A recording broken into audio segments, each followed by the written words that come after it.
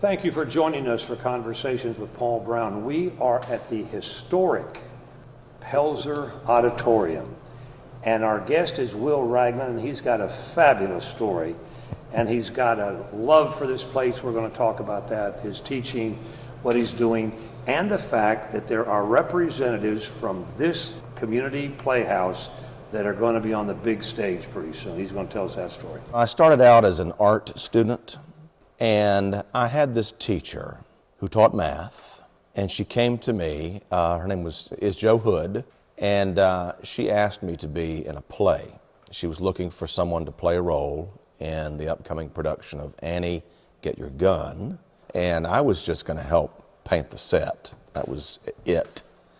And she asked me to be in this play and play a bit role, and I said, I'll do it, but I refused to sing. Was that good for the audience? Oh no, I did sing. I was just shy. Okay. And so I had to, I only had one line I was supposed to sing, and I refused. I spoke it.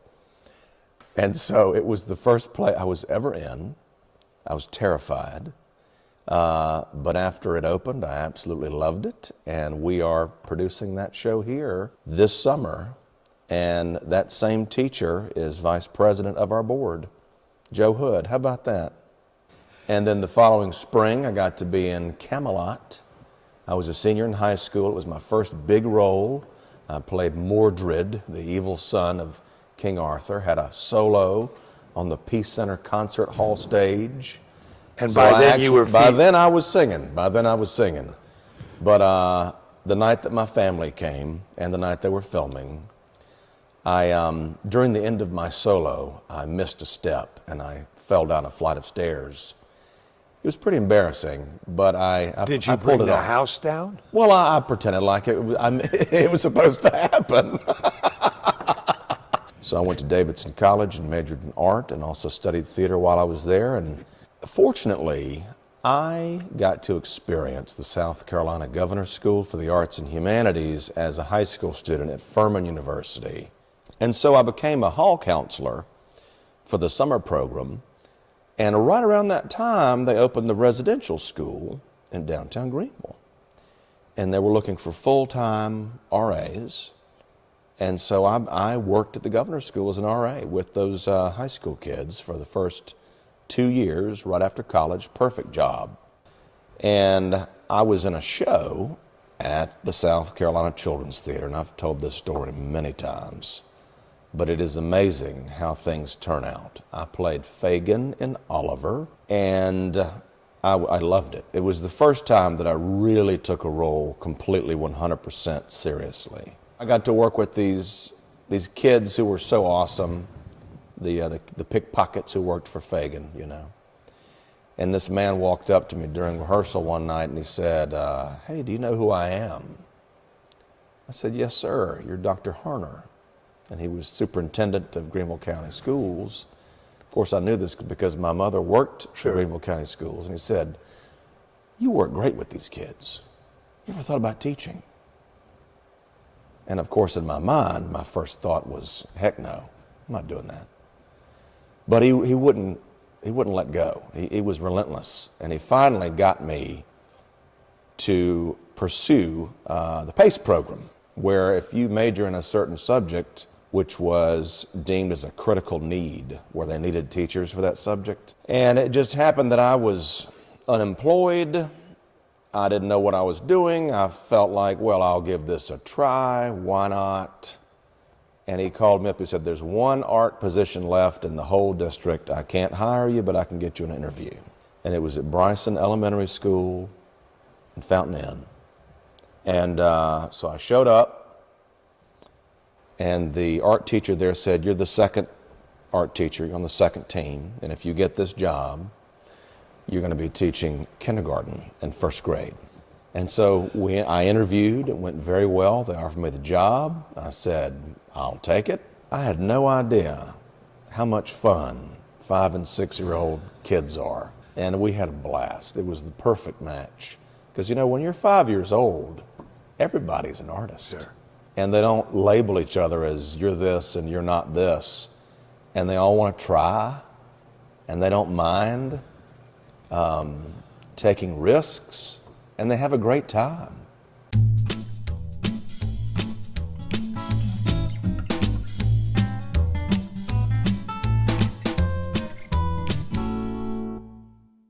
I directed my first plays at Sue Cleveland, and a little girl named Ashlyn Kraft starred in my first 2 plays. You're kidding. She's now an emerging country artist living in Yes, she is. Nashville, Yep.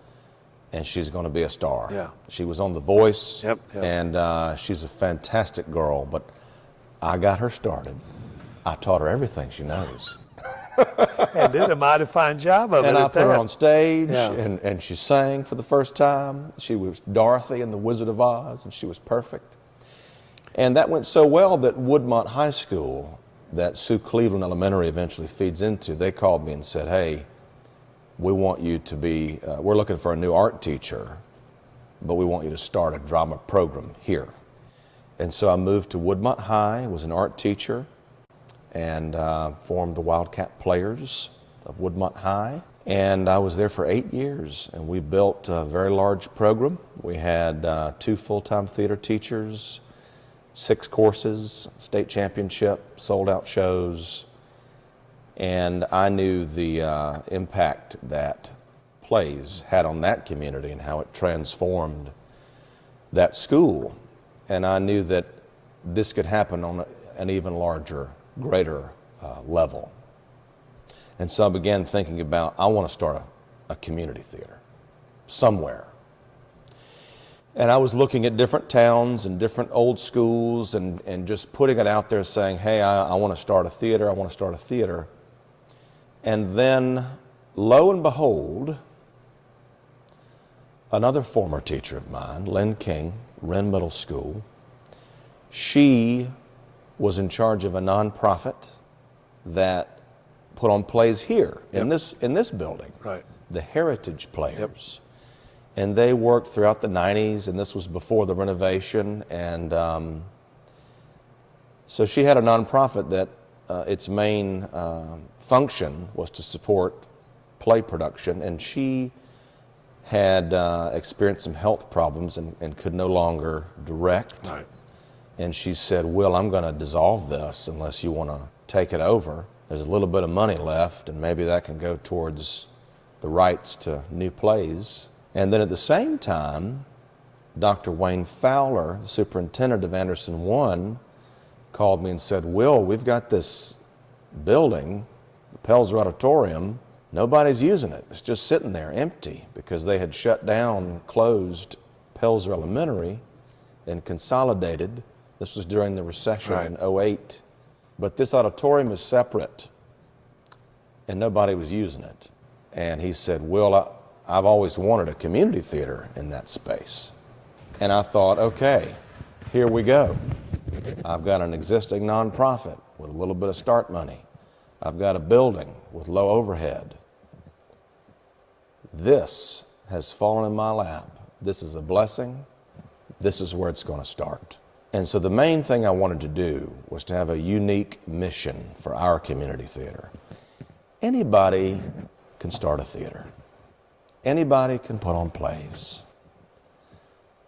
But the reason I was drawn to the kids at Sue Cleveland and Woodmont was mainly because those were kids that didn't have access to plays because of distance or money. And I was always drawn to the kids who really needed that and wanted that and didn't have it. So I wanted to cultivate new play people. I wanted to make it accessible so that anybody who wanted to see a show could. And I knew the way to do that was to make the plays as of the highest quality that was possible to us, and to make the ticket prices as cheap as possible. And because of the generous agreement with Anderson 1, we were able to offer really cheap tickets and put on really great shows. And we've got plenty of seats in this auditorium. It's got a balcony.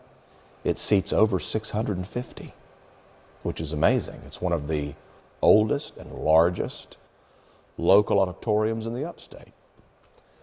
And so that initial formula is what I went on, and I named it the Milltown Players in tribute to the history, the textile history of all of these towns and cities in the upstate. I mean, it's hard to find a town that didn't have some sort of textile connection around here. Either it was formed as a mill town, like Pelzer and Piedmont, or it became one eventually, like Williamston. The folks who come to see our plays, they know what they like, and they want to come here, and they want to feel good, they want to feel happy, they want to escape, they want to feel entertained. We have been trying to raise money for a brand new sign for a couple of years now. We've been using the same old add-on yard sale sign since we opened in 2014. And we finally decided folks needed to be able to see where we were at night and needed a sign that actually lit up and had a digital screen to show folks what's coming up next, the next show. You know, we've got about 10,000 to 12,000 cars that pass by the auditorium on Highway 8 every day. And we've got nothing to really draw their attention to say, hey, stop here and see what's going on. And so we had this campaign where we raised a lot of money for a brand new sign. All three of our area municipalities contributed, Pelzer, West Pelzer, and Williamston. And we had about $5,000 left that we were short on. And I spoke with Rusty Burns and our representative on the council, Cindy Wilson, always a big supporter of what we're doing for many years. And they all agreed to help us out and to pay for the final bit of the sign so that we could finally have a brand new sign, and it's being installed just in time for our next show. So the county has recognized Milltown Players as an asset to this community for tourism, for economic development, and to enhance the cultural landscape and quality of life for all of its residents. You know, most of the people who come to our shows live in Greenville, Simpsonville, Easley, and Anderson. So we truly are a tourism destination. Our last production, we had people from over 50 South Carolina municipalities come to Pelzer to see a show. So, Paul, I had this crazy idea. I've been thinking about it for years. I wanted to put on a show, Romeo and Juliet, in a different and new way that I felt would resonate with our audiences. You have to read this play in high school. It is a universal theme. Everyone knows the story. They know what happens. And something I learned in graduate school was a lot of times in the UK, they don't want to produce Shakespeare unless they have something new to say or a new way to present it. And when you look at the story of the Hatfields and the McCoys on the border of Kentucky and West Virginia in the late 1800s, it is the same story. There was a Hatfield child and a McCoy child who fell in love while their families were literally killing each other. And I thought, that's Romeo and Juliet. And then also knowing that the Appalachian dialect is the closest thing we have today to the original Elizabethan dialect, the first Shakespeare actors, I thought this has to be done. Because, you know, the plays that Shakespeare wrote were first performed when the United States was originally being colonized. And those folks would leave England, come here, move to the mountains, and they stayed put. And so they were not really influenced by the developments of the outside world. And so you have a similar language and similar rhythm of speech with the Appalachian dialect, and words that both still use today, like yonder. And so I thought this has to be done. And so we put together a 1-hour cutting of Romeo and Juliet with Appalachian dialects and bluegrass music. And I felt like this is what needs to happen. We had school matinees, packed houses, and we took the show to our state competition and we won it. And then we took it to the Southeastern competition against 9 other states, and we won that. And now we're going to nationals. Can you believe it? First time a South Carolina team has gone to nationals since 1985. And that will be where? Gettysburg, Pennsylvania. And it'll be when? We perform on June 21st. And how can the community help get you to that? Oh, man, Paul, we need some help. We are begging. We still have about $8,500 to raise, and we need the help of our community to get there. And they can send us a check to Milltown Players, P.O. Box 121, Pelzer, South Carolina, 29669. And all donations are tax deductible because we are a 501c3 nonprofit organization. You're getting ready for yet another production. Yes, I am, Paul. So tell me where we go next. Oh, we're going to go to the Old West, back to the 1880s when Pelzer was formed. But this time, I'm growing out some facial hair because I'm playing a very famous man, a very famous showman named Buffalo Bill. And that's in Annie, Get Your Gun. And that's coming here. That's coming here this summer. Opening in July and running through the beginning of August. We're doing this great American classic musical, Irving Berlin's a classic musical, Annie, Get Your Gun, what started it all for me. And I'm returning, and this time I will sing.